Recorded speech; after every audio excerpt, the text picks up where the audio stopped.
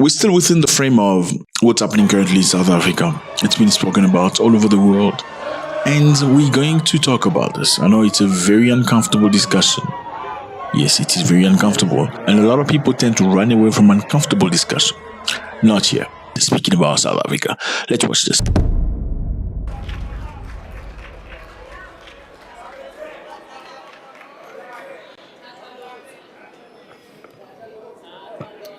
House Chair, the President has a tendency to run away when we speak here. He did it during SONA and I see he's doing it again. But his colleagues will inform him. We must begin by conveying our heartfelt condolences to the family of Tlamulo Sambo, a 19-year-old young man from Limpopo whose life was brutally cut short in Mossel Bay yesterday. Hi, South Africa. I'm Kateko Patricia Sambo from Limpopo. I'm the mother of Tlamulo Nabela Sambo, who has been killed by riot people here in Mossel Bay, Western Cape. They killed my son like a dog, saying that he is a foreigner, whereas my child is a Tonga, a South African citizen of Limpopo at Diani. I am very painful and hurt as I'm speaking now, because here I am right now, I'm not working. They killed my child. Now I should take the body home to Limpopo. I should bury my child on Saturday. Please, South Africa, help the fellow South African. We extend our sympathies to his parents, his sister, Nonhlanhla, and all those who loved him. It is believed that Tlamulo was a victim of the lawlessness which has engulfed our nation over the past months and weeks. Welcome back, Mr. President. House Chairperson, the President and Commander-in-Chief of the EFF has for many years warned against the normalization of Afrophobic vigilantism and the hatred against Black Africans would eventually cost innocent South African lives. Julius Malema, this man here, you know him, right? Yeah. We are going to be victims. Celebrate and be happy. And say the nonsense you are saying about foreigners and Nigerians. Go on. When they are done, they are coming for you. When you are done with Mozambicans and Zimbabweans and Zambians, you are going to go for Shangans from Guyana. I have to stop you now before you come to me. Wow. When you are done with Nigerians and Mozambicans, you are going to go for Shangan. Okay, Shangan's group, historically, you find them in South Africa and Mozambique. Now, he's saying when you are done chasing the Nigerians and the Mozambique, you are going to go for the people of South Africa. Let's continue. This is precisely because the cousin of xenophobia is tribalism. The cousin of Afrophobia is tribalism. The two are simply inseparable. Mr. President, what should concern you even more as head of state is that these vigilante groups are not operating in secret. They are breaking the law openly in front of law enforcement officers. They are beating and assaulting people in front of the police. Why should we not believe that this violence is state-sponsored?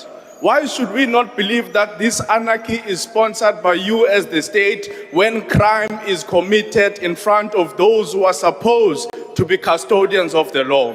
Where is the voice of the Minister of the Police?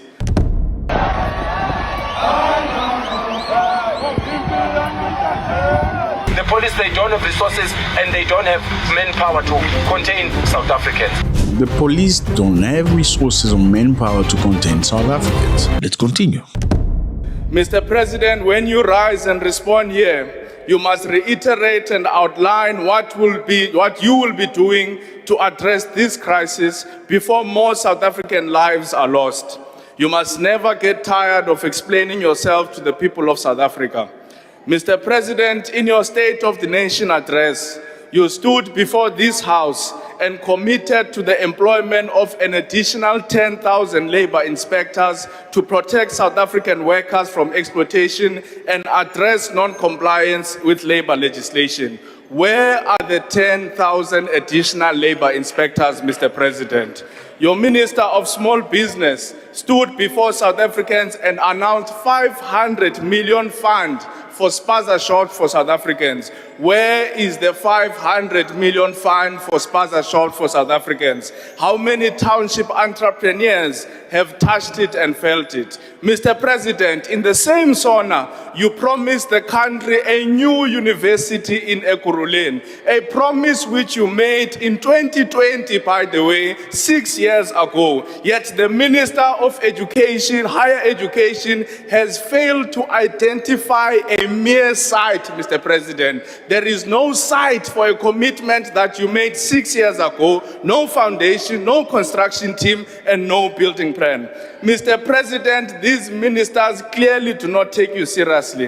When a president speaks and makes a commitment before the nation, ministers and government departments are supposed to work around the clock, day and night, to ensure that the commitments made by the president become the reality. Yet, time and again, your promises are ignored by your own ministers. Do you not think that you have lost the moral authority to discipline them? Because leadership is not just about giving instructions. Leadership is about setting an example. How do you demand accountability from your ministers when South Africans are still waiting for accountability from you, Mr. President? How do you insist on transparency from your cabinet when the Phala Phala scandal continues to cast a shadow over your presidency? Mr. President, South Africans watched in disbelief as allegations emerged that millions of dollars were hidden and stuffed under couches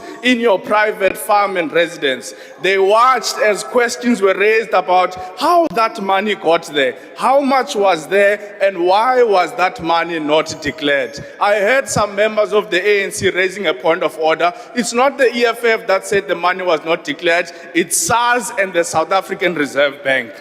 But perhaps the reason why so many South Africans remain uneasy about Phala Phala is because it reminds us of your questionable relationship with big business interests, Mr. President. It has revived questions that have followed you throughout your entire political life. You know, Mr. President, when many of us were growing up in the student movement, we were told that you were the preferred candidate for big business. We were told that you enjoyed the support and mentorship of the Rupert, of the Manel, and the Oppenheimer family. We were told that they regarded you as their guy. We were told that you are their protege. We were told that when President Nelson Mandela chose Thabo Mbeki as his deputy president, you became so upset that you didn't even attend President Mandela's inauguration.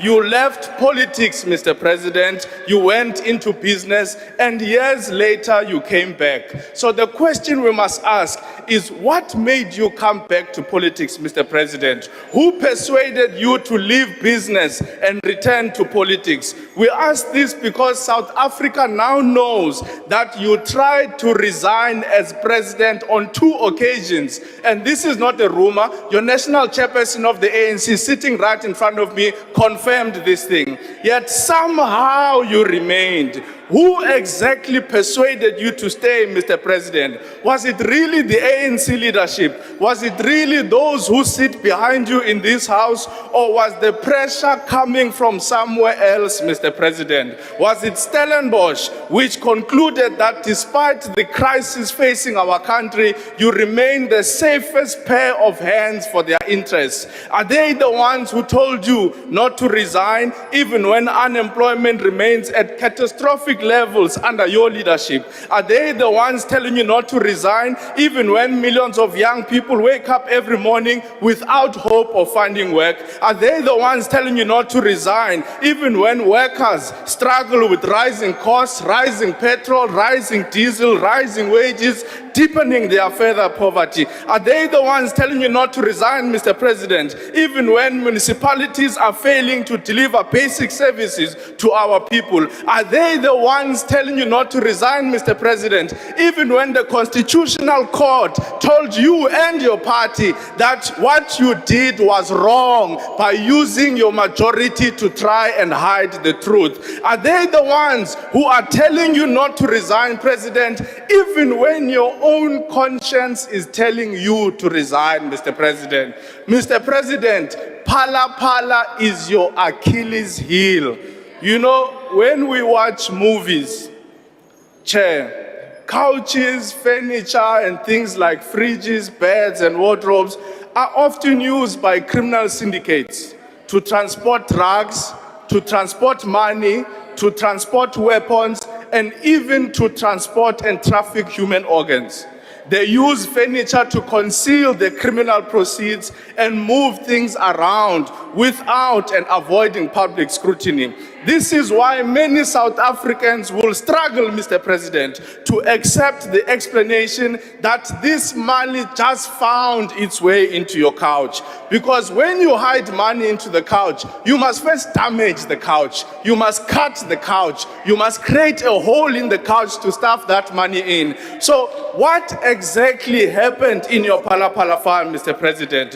When people hear that millions of dollars were discovered inside furniture, they do not think about your ordinary farming operations. They think about the methods which are used all over the world by criminal cartels to hide things that cannot withstand public scrutiny. This is why you fear the impeachment committee. This is why the ANC fears the impeachment committee. We know that you don't care about the vote that will come at the end. What you are scared of is the scrutiny when we continue to dig deeper into what happened in the Phala Phala farm, Mr. President. And when that moment comes, you will sit alone on that chair. No network of powerful friends will be with you. No proximity to wealth and business elites will be able to shield you from the truth that will be placed on the records. Not the Ruperts, not the Oppenheimers, not Stellenbosch, not the Menels, and not even your own caucus of the ANC. Mr. President,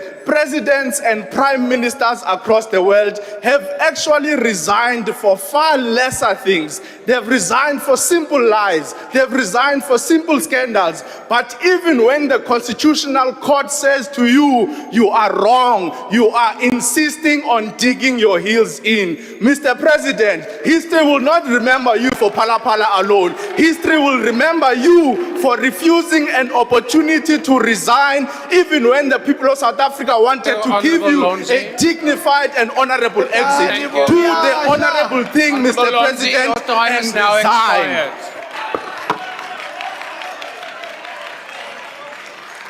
The Honourable Douglas.